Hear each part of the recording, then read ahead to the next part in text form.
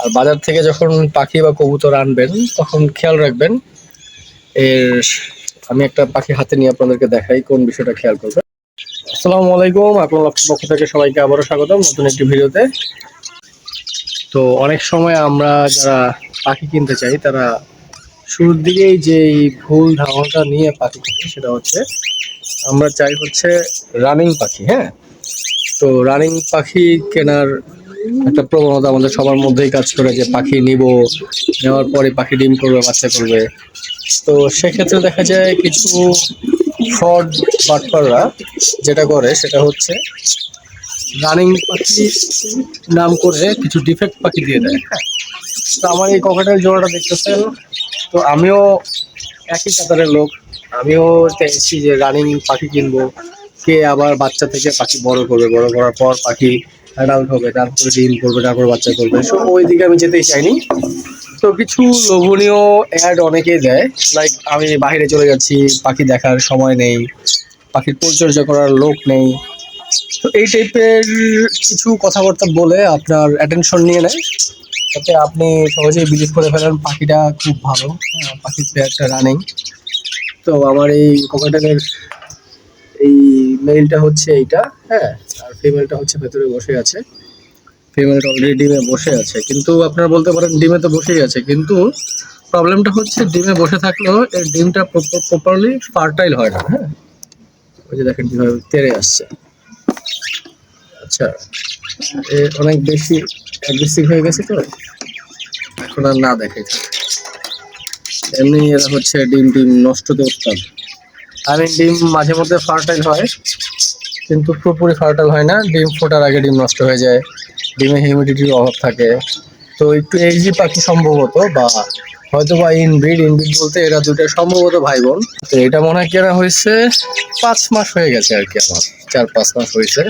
এর মধ্যে 3বারের মতো ডিম পারছে, কিন্তু একবার ডিম ফার্টাইল হয়েছে। এবারও দেখলাম, কালকে চেক করার পর দেখলাম যে ডিম মোটামুটি আপনার জমছে, কিন্তু বাকিটা আল্লাহ ভরসা, দেখা যাক। মানে ওই জমেই, বাট ডিম ফুটে বাচ্চাটার দেখা না, হ্যাচ হয় না, হ্যাচিং ক্যাপাবিলিটা এই জোড়াটা নাই। হ্যাঁ, তো আমার এই জোড়াটা দেখেন, মানে আমার বাজরিগারের কথা যদি আমি বলি, বাজরিগার যদি আমি বিক্রি করি, রানিং পেয়ার ডিম বাচ্চা ওকে, এরকম লোভনীয় অ্যাডও অনেকে দেয়, কিন্তু এই পেয়ারও কেন নেবেন না, কারণ আমার পেয়ারটাও কিন্তু রানিং। হ্যাঁ, ডিম বাচ্চা ওকে। দেখেন, এই যে আমার এই মেলটা, এটা আমার বিটার মেল, ভেতরে হচ্ছে ফিমেলটা বসে আছে একটা বাচ্চা সহ। আর আরেকটা বাচ্চা নিয়েছি, আমি বাচ্চাগুলো নিচে নামিয়ে দিয়েছি। মানে আমার একটু প্ল্যানটা অন্যরকম। আমার প্ল্যানটা কি, আমার প্ল্যানটা হচ্ছে বাজরিগারটাকে আমি আবার পেয়ারিং এ দিছি। তো বাজরিগার যখন ডিম পারবে, ওই আমার ককাটেলের ডিম 2-1টা সরায় ওদেরকে দিয়ে দেবো, ওদের ডিমগুলো সরাই দেবো।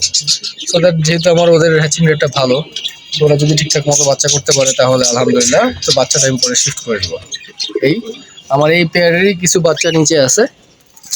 এখান থেকে ইনব্রিড যাতে না হয়, এই জন্য একটা বাচ্চা আমি বাইরের দোকান থেকে যে এক্সচেঞ্জ করে নিয়ে আসছি, আর সব বাচ্চাগুলো এইখানে।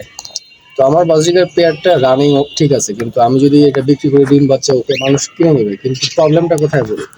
প্রবলেমটা দেখেন যে আমার এই বাচ্চাগুলোর গায়ের পোশাক, ও হচ্ছে ফেদার প্লাগ করে। ফেদার প্লাগ করে বলতে আমার এই মেলটা অনেক অ্যাডাল্ট, বয়স অনেক হয়ে গেছে। হ্যাঁ, আলহামদুলিল্লাহ, নেয়ার অ্যাবাউট এটা আপনার 5 ইয়ার্স তো হবেই। তো এর বয়স যেহেতু হয়ে গেছে, এর শরীরে ক্যালসিয়ামের ঘাটতিটা রয়ে যায়, তো সেই জন্য সে কি করে, এর বাচ্চা ফেদারগুলো পুল করে। তো সেক্ষেত্রেও অনেকে যদি বলে ডিম বাচ্চা ওকে পেয়ার নেয়, তাহলে সেক্ষেত্রে কিছু এইজি পাখি অনেকে বিক্রি করে। তো আপনারা যদি পাখি কিনে নিয়ে রানিং পেয়ারটা না কেনাই ভালো। আপনারা যেটা করতে পারেন সেটা হচ্ছে আপনারা বাচ্চা কিনতে পারেন বা নিউ অ্যাডাল্ট কিনতে পারেন। ঠিক আছে, ডিম বাচ্চা আপনার ঘরে যদি করে আলহামদুলিল্লাহ, বাট রানিং পেয়ার নিয়ে আসবেন না যদি না খুব পরিচিত মানুষের না হয়। বা রানিং পেয়ার নিতে হলে যে বিষয়গুলো খেয়াল রাখবেন সেটা হচ্ছে, রানিং পেয়ার নিতে হলে আপনার যে বিষয়টা খেয়াল রাখবেন সেটা হচ্ছে আপনার যার কাছ থেকে পেয়ারটা নিচ্ছেন ওই পেয়ারটা বাচ্চা নিয়ে আছে কিনা। রানিং মিনসে কিন্তু সবসময় ডিম বাচ্চার উপর থাকবে। হ্যাঁ, বাচ্চা বড় করবে, তার মাঝখানে প্যারালালি ডিম দিয়ে থাকবে, বাচ্চা থাকবে ডিম থাকবে, এরকম। তো ডিমও নাই বাচ্চাও নাই, এরকম পেয়ার রানিং হয় না। তো এই বিষয়টা বুঝে ফেলবেন। আর ওই যে ফেদার পুল করে কিনা, এইজ হয়ে গেছে কিনা, এগুলো বুঝতে পারবেন যদি পেয়ারের ইয়েটা বেশি হয়ে যায়। আর বাজার থেকে যখন পাখি বা কবুতর আনবেন তখন খেয়াল রাখবেন এর আমি একটা পাখি হাতে নিয়ে আপনাদেরকে দেখাই কোন বিষয়টা খেয়াল করবেন। মানে সব পাখির একটা বিষয় খেয়াল রাখতে হয়।